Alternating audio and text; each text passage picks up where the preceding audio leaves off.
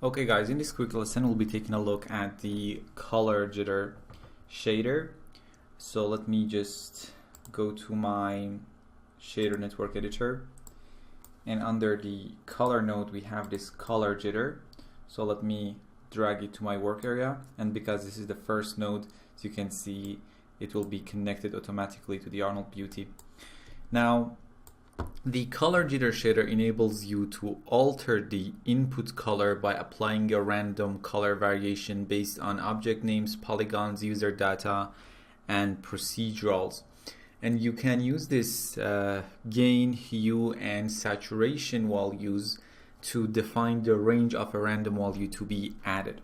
Now in this scene, as you can see, I have a bunch of dynamic cubes. As you can see, this is the cloner that contains this cube, and we have some dynamic simulation already cached and baked. So you can bake it on your own, or just go through your timeline if you wanted to see the simulation. Now let's say I have this dynamic simulation and I want to add a random color to these cubes. So in order to do that, we can simply use a color jitter node. So let me apply the shader network that contains the color jitter node to the cloner. And let me just open it up, and let's search for a standard surface shader. Connect the standard surface shader to the Arnold Beauty, and now use the color jitter as the base color input.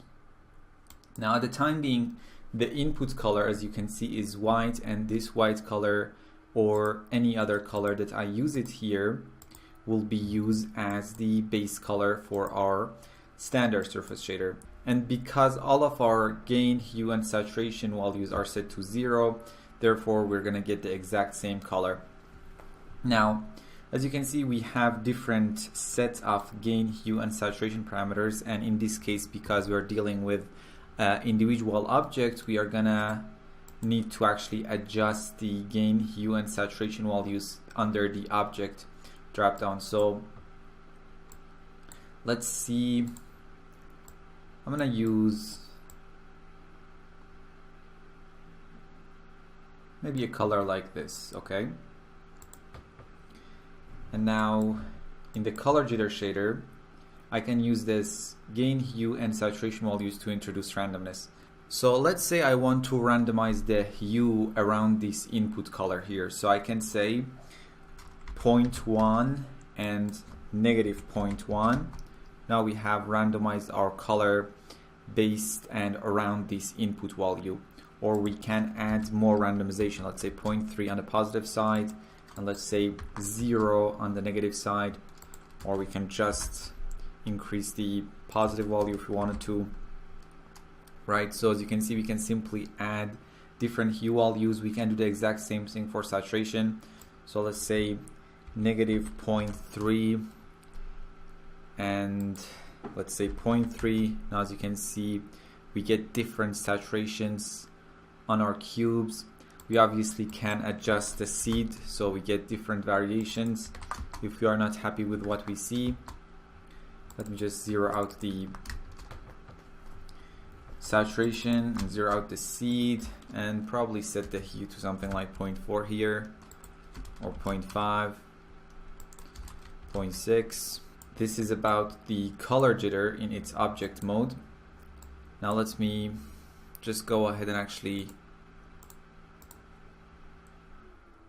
hide these cubes, and I have this other cube geometry, and if I change my display, you can see we have a bunch of faces and polygons on this cube.